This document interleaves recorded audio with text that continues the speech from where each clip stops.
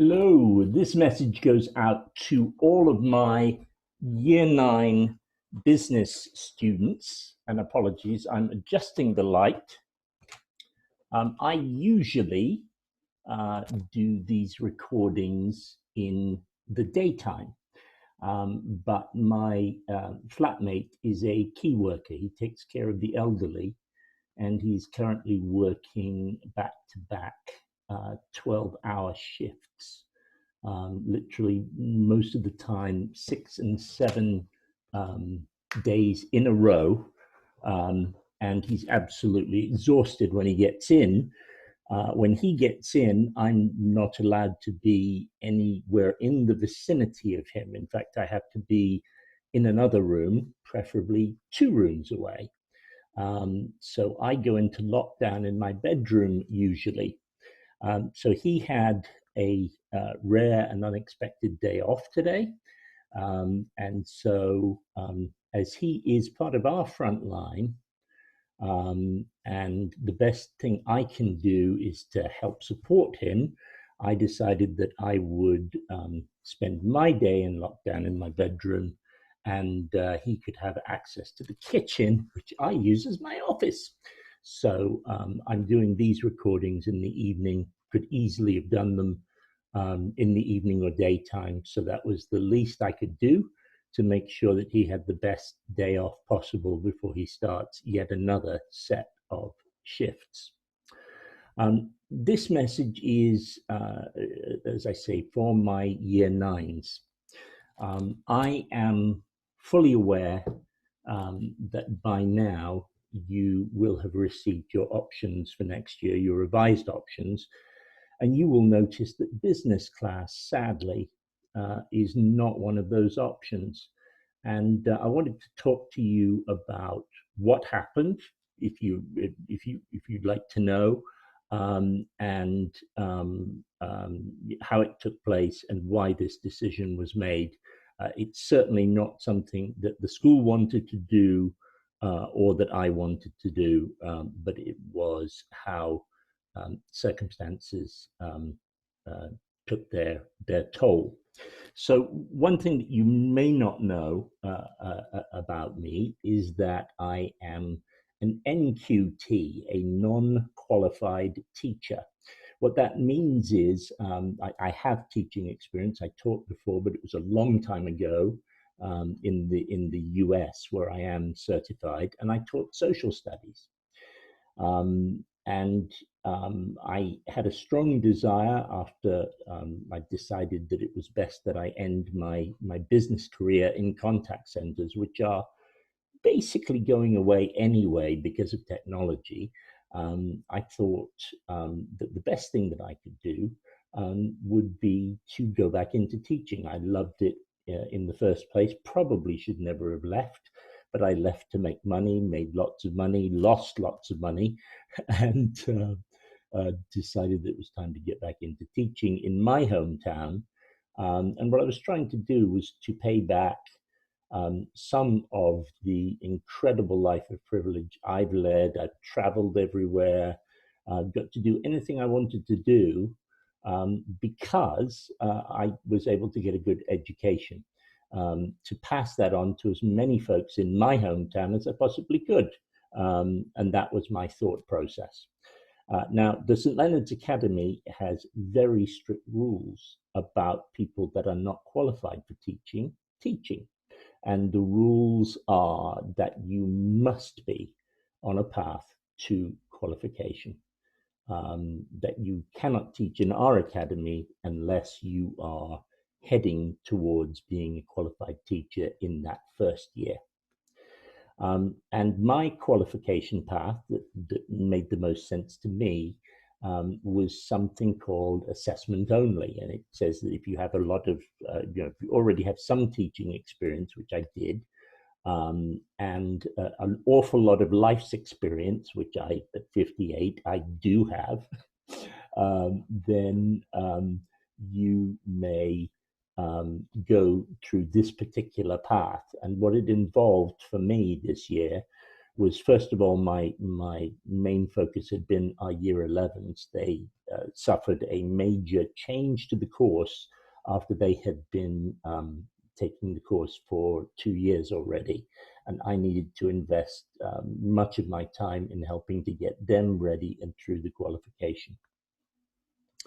And then the plan had been that once they were finished, that I would then spend the last 2 terms in intensive evidencing and being observed in my current classes and going through what I needed to do to get qualified through the assessment-only route. Unfortunately, that route became a victim of COVID-19. I cannot be observed in the classroom because I'm not there. And that left me in a bit of a situation. So as soon as that path closed, then I had to find another path to take. And none of the other paths fit as well as that one did. But the best option that I could see was something called the apprentice teacher route. And that involves becoming an apprentice teacher for a year where I am not teaching on my own. I'm teaching around more senior teachers who are looking at the quality of my teaching, helping me to get to where I might have been through the assessment-only route, but to do so in a more hands-on fashion. And so that was discussed with me. There is a problem. And the problem with that is that I'm supposed to be degreed to be an apprentice in the subject that I'm teaching. And my degree is in English literature, with a minor in social studies, not in business. My education in business comes from 34 years of actually being in business, doing business. So that's a bit of a challenge. And so tomorrow morning, I have to, I'm on a call, a video call, virtual meeting, where I have to justify being eligible for an exception. And hopefully if that goes well, then I will be an apprentice teacher at the school next year.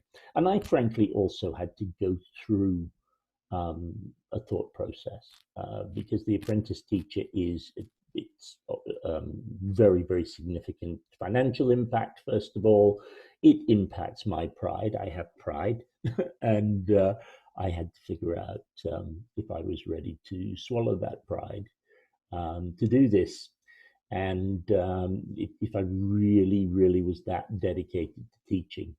And after a lot of reflection, which is very ideally suited for this isolation that we're in, after a lot of reflection, I made the decision that I am going to go and try to get that exception made. And if that's made, I will then be at school as an apprentice teacher next year. And that way I can stay teaching. But there were some knock-on impacts of that. One of those is teaching in that position involves a small amount of the time, with a greater amount of the time focused on my development as a teacher. And I think that's probably exactly what I need, because this year, to be very honest, and I don't think it's been my fault, I've been focused very hard on administering the course, on finding out what it is, what the qualification is, what you need to do to attain that qualification, and all of the changes that took place in March last year to ensure that everyone's ready for it. So what I love about teaching is not that. In fact, it's been a really brutal year from that standpoint, because I didn't want to do that, but I had to do that. What I love about teaching is more indicative of the last couple of lessons that you will have from me. One you hopefully have already seen, entitled Our Education, Our Future, Our Business, Our Challenge. And then the second one is entitled Our Tools. Those represent, while far from perfect, the level of instruction that I expected myself to deliver to you. So that's where we are now. Unfortunately, we had to look at how my class responsibilities could be pared down to allow me to focus on getting qualified no matter what next year, because I only get really one more chance. So, and I'm very grateful for that extra chance. So that is where we are. The year 10s had already invested a couple of years in, and they are going for their qualification next year. And I've already got a pretty good idea of the lessons that we learned from the year 11s to help them get the very best qualification that they possibly can. And the rest of the time needs to be devoted to my own learning and to making this qualification next year. So sadly, that meant that my year 9s were not going to have a teacher next year. And I feel badly about that, but I know for certain there is nothing I could have done about it. This is simply a knock-on effect of this enemy invader that we have among us right now. So I do have, for you guys, I do have a couple of things that I wanted to say in parting. The first one is I'm sorry. And what I'm sorry about is not anything to do with this situation. But I'm sorry from me to you for the level, the quality of teaching last year. As I mentioned, I inherited a course that changed dramatically. I focused all of my attention and priorities on getting the year 11s to the point where they stood a chance with the qualification. And even then, COVID-19 came and messed up all of my plans. And that left me with a choice once I'd finished that work every day. I could, A, stay up much of the night and get prepared to the level of quality that I was comfortable with delivering to you, or I could get sleep, be in the moment with you the next day, not being prepared, but being ready to learn along with you, and being ready to help you through the material. More as if it's a facilitated self-paced course, if you like. And in order for that to work, we had to purchase iAchieve, obviously, which is what we did. But my apologies to you that I wasn't as passionate about the topic as I really am, but I didn't have the preparation time to get that across to you. And that particularly impacts not those of you who would have come in with a self-paced tool and learned by yourselves.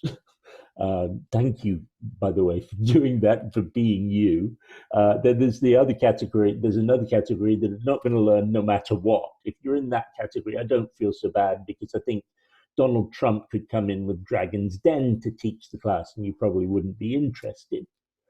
But those of you in the middle, those of you on the fence that could have been engaged in business or not, those are the ones that I owe that apology to in particular, because the quality of my teaching could have made the difference in whether you chose to learn or not. And I know that from being in that category myself. And for those folks in particular, I apologize. I didn't get into teaching to focus on administering a course. It just so happens that I'm the only business teacher, and this is the business course. So there was no choice this year. But hopefully what you've seen in the last lesson you saw, and what you will see in the next lesson, is vastly more the kind of teaching that I want to be able to deliver day in and day out, and the kind of teaching that I intend to focus on developing in the apprentice teacher program next year. The second thing I wanted to say is this. I became aware of this about a week ago, so you'll notice I haven't put any more lessons in your inbox that are related to business class. The last 2 lessons are related to any class at all. They're related to your education as a whole. And you will have one more assignment from me, and that is it for the year. Your assignment will be to watch the revised presentation I've done on tools, tools for home learning. And this is something that is available to you, that most of you should be able to set up now with the tools that we've provided.